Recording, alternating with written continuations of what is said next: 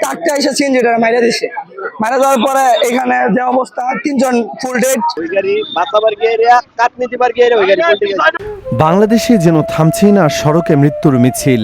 প্রতিদিনই দেশের কোথাও না কোথাও সড়ক দুর্ঘটনায় ঝরে যাচ্ছে তাজা প্রাণ। একটি মুহূর্তের অসতর্কতা, একটি বেপরোয়া গতি কিংবা একটি ভুল সিদ্ধান্ত নিমিষেই শেষ করে দিচ্ছে একটি পরিবারের সব স্বপ্ন। আজও দেশের 2 জেলায় ঘটে গেছে 2টি হৃদয়বিদারক সড়ক দুর্ঘটনা। এক ঘটনায় একই পরিবারের মা ও 2 সন্তান সহ 4 জন নিহত হয়েছেন। অন্য ঘটনায় প্রাণ হারিয়েছেন বহু মানুষের আস্থার প্রতীক এক পল্লী চিকিৎসক। কিভাবে ঘটল এসব মর্মান্তিক দুর্ঘটনা, বিস্তারিত জানাচ্ছি। এই যে বর্তমানে অনেক গাড়ি ভোল্টেজ আছে একমাত্র সিএনজি জন্য, সিএনজি রে বাঁচাবার জন্য সিএনজির চাকা বাস্ট হয়ে গেছিল। বাস্ট হয়ে যাওয়ার পরে তার সামনে হয়েছে পরে এই ওই সিএনজি রে বাঁচাবার লাগে এর গাড়ি বাঁচালো। প্রথমে চলুন নীলফামারীর ডোমার উপজেলায়। বিকেল প্রায় 4:30টার দিকে ডোমার জলঢাকা আঞ্চলিক সড়কে একটি ব্যাটারি চালিত মিথিলা ভ্যান যাত্রী নিয়ে গন্তব্যের দিকে যাচ্ছিল। ভ্যানে থাকা যাত্রীরা হয়তো দিনের কাজ শেষে বাড়ি ফিরছিলেন। কেউ ভাবতেও পারেনি কয়েক সেকেন্ড পরেই তাদের জীবনে নেমে আসবে ভয়াবহ ট্র্যাজেডি।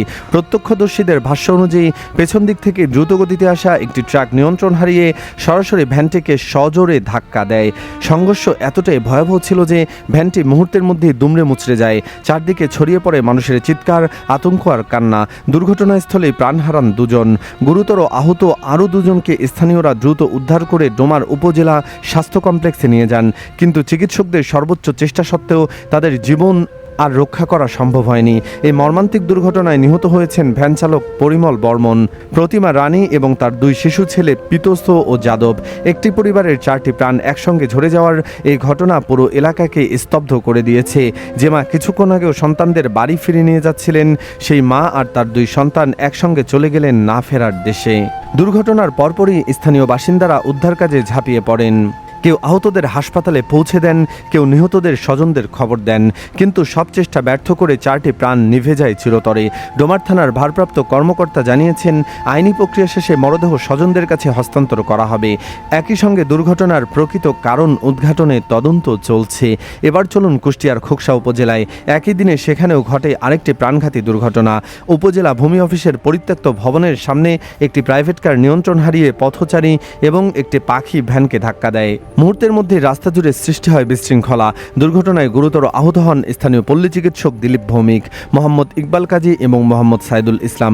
স্থানীয়রা দ্রুত আহতদের উদ্ধার করে উপজেলা স্বাস্থ্য কমপ্লেক্সে নিয়ে যান। পরে দিলীপ ভৌমিকের অবস্থার অবনতি হলে তাকে কুষ্টিয়া জেনারেল হাসপাতালে স্থানান্তর করা হয়। কিন্তু চিকিৎসাধীন অবস্থায় সন্ধ্যা 6টার দিকে তিনি শেষ নিঃশ্বাস ত্যাগ করেন। জানা গেছে, দিলীপ ভৌমিক দীর্ঘদিন ধরে এলাকার মানুষের চিকিৎসা সেবা দিয়ে আসছিলেন। সাধারণ মানুষের কাছে তিনি ছিলেন একজন পরিচিত ও আস্থাভাজন চিকিৎসক। তার আকস্মিক মৃত্যুতে এলাকায় গভীর শোকের ছায়া নেমে এসেছে। অনেকেই বলেছেন, একজন মানবিক মানুষকে হারালো খোকসা। খোকসা থানার পুলিশ জানিয়েছে, দুর্ঘটনার প্রাথমিক তদন্ত শুরু হয়েছে। এখন পর্যন্ত কোনো মামলা হয়নি। তবে তদন্ত শেষে দায়ীদের বিরুদ্ধে প্রয়োজনীয় আইনগত ব্যবস্থা নেওয়া হবে। দর্শক, আজকের এই 2টি দুর্ঘটনা আবারও আমাদের মনে করিয়ে দিল, সড়কে একটি ভুল সিদ্ধান্ত কত বড় বিপর্যয় ডেকে আনতে পারে। একদিকে একই পরিবারের 4টি প্রাণ ঝরে গেছে, অন্যদিকে মানুষের সেবায় নিয়োজিত একজন চিকিৎসকও হারিয়েছেন জীবন। কয়েক সেকেন্ডে বহু পরিবারের হাসি পরিণত হয়েছে আজীবনের কান্নায়।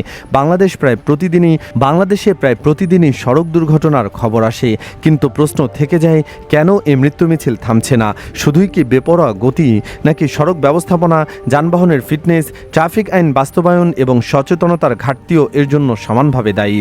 সড়কে নিরাপত্তা নিশ্চিত করতে প্রয়োজন চালকদের দায়িত্বশীল আচরণ, নির্ধারিত গতিসীমা মেনে চলা ও ওভারটেকিংয়ের সতর্কতা এবং ট্রাফিক আইন কঠোরভাবে বাস্তবায়ন।